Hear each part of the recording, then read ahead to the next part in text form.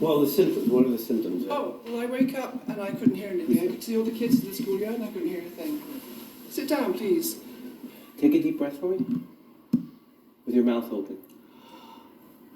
Okay, so your breathing is pretty good today. When one has less than 6 months to live, prognostically, a doctor can certify the patient for hospice. I'm Dr. Leonard Backelchuk. I'm a medical director at Visiting Nurse Service of New York Hospice. My responsibility is to provide the physician aspect of the medical care for patients in my territory. Well, it sounds much better. Remember, usually I tell you I hear a sound in here like you're breathing through a straw? Yeah. I don't hear it at all today. A private insurance, if the patient is not on Medicare or Medicaid, will pay for hospice care, or Medicare and Medicaid will pay for hospice. The patient pays nothing. We are paid a daily rate by either the government or the insurance. From that daily rate, we are responsible to pay for everything related to the hospice illness. I come if there's an emergency, or if the nurse feels that I need to come, or I just come because I call the patient or she calls me and there's a problem. I really believe that getting care at home for you and getting hospice involved early in your case. It's been absolutely, for me, very good. The best decision I ever made. You bring any of these people into the hospital, you put them in a hospital gown, take their clothes off, they lose all their identity. When you come into a patient's home, you really get a sense of who this person is and what they're capable of. And this is about humanizing the person. And it's actually nothing that you even have to study how to do, because it's natural once you're in a patient's home. He said I could call him at the weekend, which I was very reluctant to do, but I did because I was coughing a lot. Christine's cough is not just a cough that one gets when you have a cold. I mean, this is a cough that results from a tumor tickling, in a sense, the airways and causing cough. So it's, when she coughs, we worry. My friend. She has a tumor that's growing in her chest. It's abutting the trachea as well as several other key structures in the chest and the mediastinum. She's actually the ideal hospice patient in some way for us, in that she's still walking and talking. She might look relatively well if one is not experienced in identifying a sick person. But in fact, she's very, very sick, and her medical situation can change very quickly. She was given, I think, a month to live over a year ago. They were saying, don't go abroad in the next 3 weeks. Like, prepare for doom. We will do everything we can to respect Christine's goal and hope to die at home. My goal is not to live another 10 years, 5 years, 3 years. My goal is just not to suffer too much. When we first meet a patient, we identify their goals of care. We give them the information, we help them to make judgments on those goals, but our main responsibility is to carry out their goals. And that's what we help them do. She wants to die at home. She does not want to be in a hospital. She does not want any heroic measures. She has signed the Do Not Resuscitate order. She has a healthcare proxy who knows her wishes. She allows us in. She allows us to give her what we can give her, which is not just a comfortable death physically, which we can give anybody, but a comfortable death or a meaningful death, where death becomes part of the process of life, sort of the last phase of your life. I'm still amazed at how well you're able to manage the prognosis here. Because although we don't have time, and you've learned that we don't really know when things are going to change, you do know the reality and how quickly things can change. All the cliches come out, it is carpe diem, and it is every day's a blessing and all that stuff, and it's the only way I can think of dealing with it.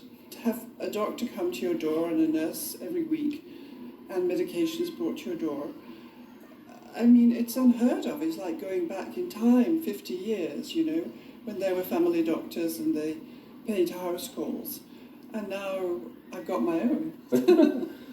It's just things that I just found out so much from this. And that's the thing, if you still have curiosity about things, then that's life, And I think it gives you a certain extra vitality, maybe, a little bit more. This normalizes the conversation in that it makes it part of life. It's not. It's fully part of life. It's fully part of life. It's really fascinating, existential conversation, because you don't have more important conversations in life, really. I mean, money, no.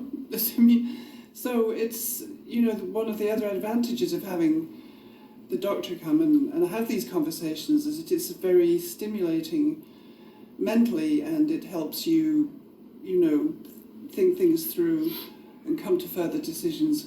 And I really think clarity is very, very important, If I'm in a white coat telling you you have 3 weeks to live, it's very different than if I'm in your home and we're talking about death and dying and I'm giving you a bad prognosis. Because the fact of the matter is that same prognosis I can get tomorrow. And I really can. It's not just a theory.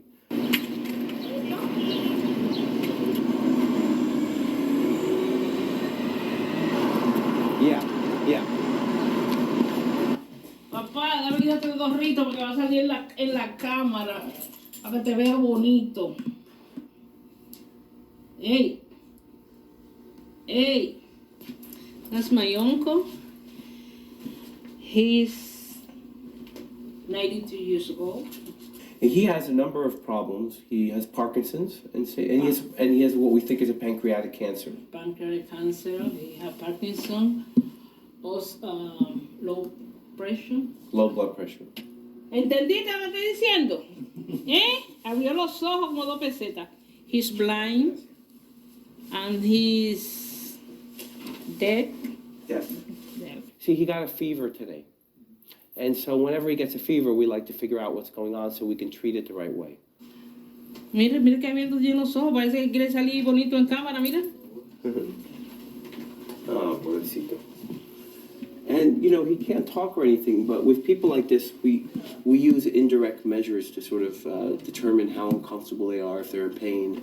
Are they agitated? Are they moving a lot? Are they moaning? These kinds of things. Déjame ponerme guante, porque él tiene ese Dame guante. He has his colon infection is something that people pick up pretty much in the hospital.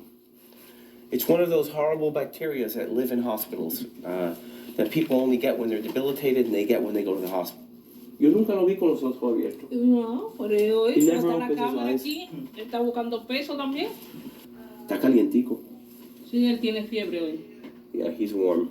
She knows everything, the whole story. She knows he's lived much longer than we expected because she does such a good job. Algo está mal aquí, porque él nunca hace ese ruido.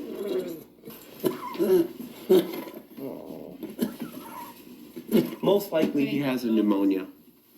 And in people like this, I have a lot of empathy.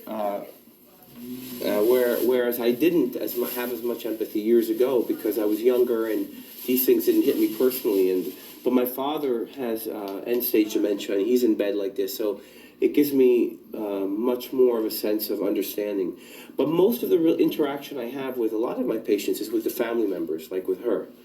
And we love her, and we have a nice relationship with her, and she knows she can count on us. And that's a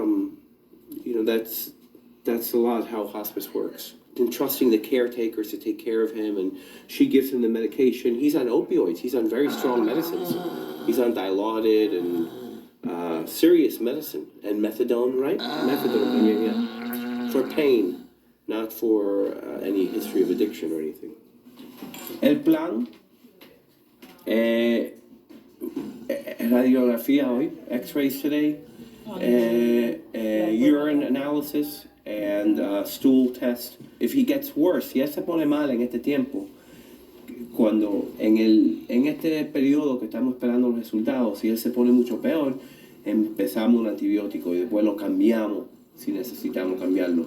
Pero por ahora vamos a esperar hasta que tenemos la radiografía. Yo te llamo esta noche con los resultados. Okay? Y si no lo tengo esta noche, te llamo por la mañana. Imagine this situation in a hospital. You're in an emergency room as an emergency room doctor, which I've been. You got 20 things going on, and they bring him in. And part of the feeling you get is it seems futile to work with him when you have 20-year-olds that are overdosing on drugs. So where do you spend your time and how do you do it? And he has no dignity in the hospital because she's not there to take care of him all the time. He poops on himself. He doesn't get cleaned right away. As much as you try, the nurses can't be there every 5 minutes. So the benefit to the family and the patient is tremendous to be at home. Some people would choose no X-ray, no antibiotic. He's suffered for too long. I don't want to continue this process. That's an option. But her feeling is that he's not suffering unless he's sick. So if we make him feel better, then he's not suffering. So it's worth for him to live. Very difficult decisions. But you really, to help her make the right decisions, you need to spend time and talk to them. And that just doesn't happen very often in the hospital. I don't know if he understands everything, but when I speak to him, he's opening his eye and his eye doing like this, and no, he told me, oh, you there. That's why I want to keep in the house, because, I know they're going to doing the job, but I give you love here. And sometimes love is more than any medication. Yeah, so, okay, very good. Gracias. Hablamos esta noche o mañana por la mañana. ¿Hasta qué hora te puedo llamar? O a cualquier hora. Yo trabajo 24 horas con él. The results will get sent as a PDF file to my iPhone, and the X-ray will get sent to me as a JPEG, so I'll be able to see it. So it doesn't matter if I'm out having dinner or I'm home. I could do everything, and that way I don't have to wait for it, and I can give them the results tonight. And that's how we do everything. Hospice is one of the few areas of medicine that works. It really works. Patients get what they need, and they get it at the end of life. And that's what's so sad about it, that you have to be dying to get this program. Home care and adequate medical care without the stress involved in getting that care, which is a big problem in the United States, is critical. And that's a lot of what we're able to provide. I did see a gravestone once downtown, by Wall Street on Broadway. One of the tombstones says, "Where you stand, I once stood. Where I lie, you soon will lie." And that's how I see it. It's a process. I'm 50. I look at the 20-year-olds. I was 20 once. They can't imagine they're going to be my age one day. And we're all in this together. And I'm very fortunate to have the ability and the opportunity to participate in this process.